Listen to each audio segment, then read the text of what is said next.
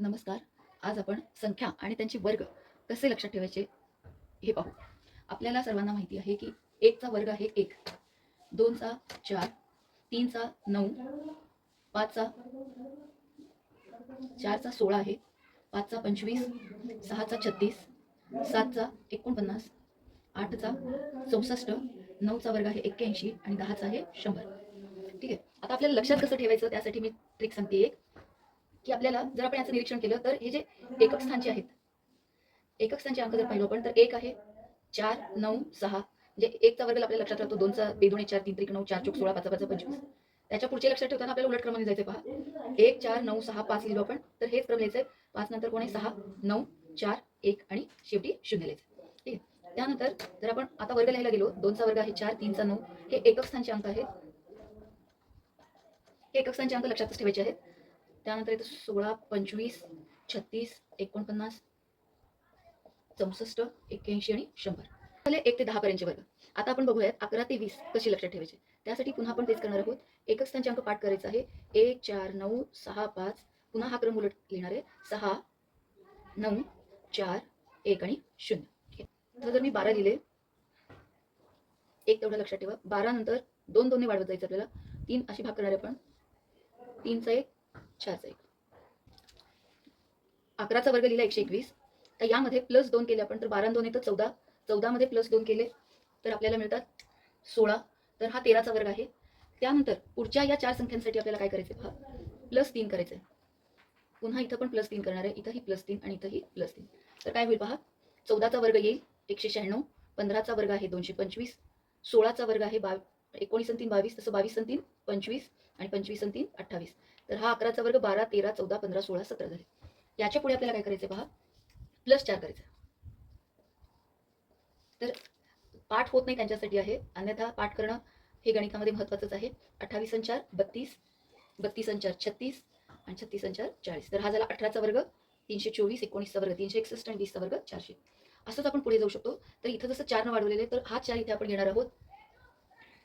पुन्हा एकक स्थान लिहून घ्यायत आधी आपण. 1 4 9 6 5 हाच क्रम इकडे रिपीट येणार आहे उलट क्रमाने. 6 9 4 1 आणि 0. ओके.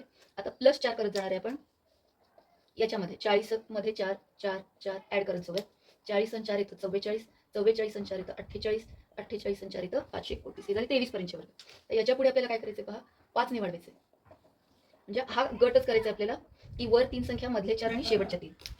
तर 52 आणि 5 किती येतं 57, 57 आणि 5 62, 62 आणि 5 67, 67 आणि 5 येतं 72. ठीक आहे. तर याच्या पुढे आपल्याला कितीने वाढवायचं, 6 ने वाढवायचं.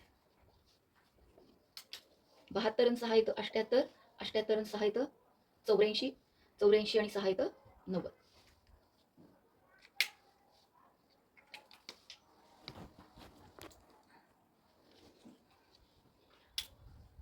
तर इथं 30 पर्यंत झाले. पुन्हा जर आपल्याला 31चा करायचा असेल तर नियम तोच आहे. 1 4 9 6 5 इथंपर्यंत आलं 5 पर्यंत. पुन्हा हा क्रम उलट लिहायचा आहे. हा 6 इथे येईल, हा 9 इकडे येईल, 4 1 आणि 0.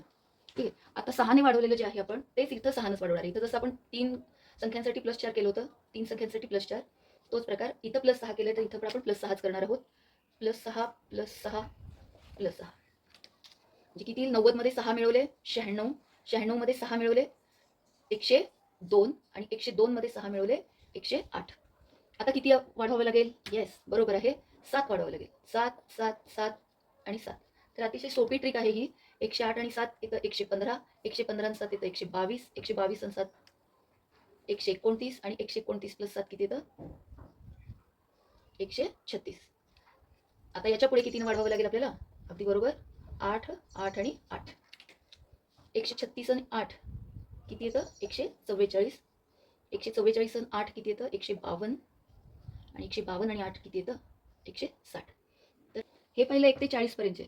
आता ह्या ट्रिकवरून तुम्हाला इथंही काही लक्षात येते का पहा, की 1 ते 10चे जे वर्ग लिहिलेले आहेत इथं प्लस काय असेल ते तुम्ही शोधा पाहू. All the best.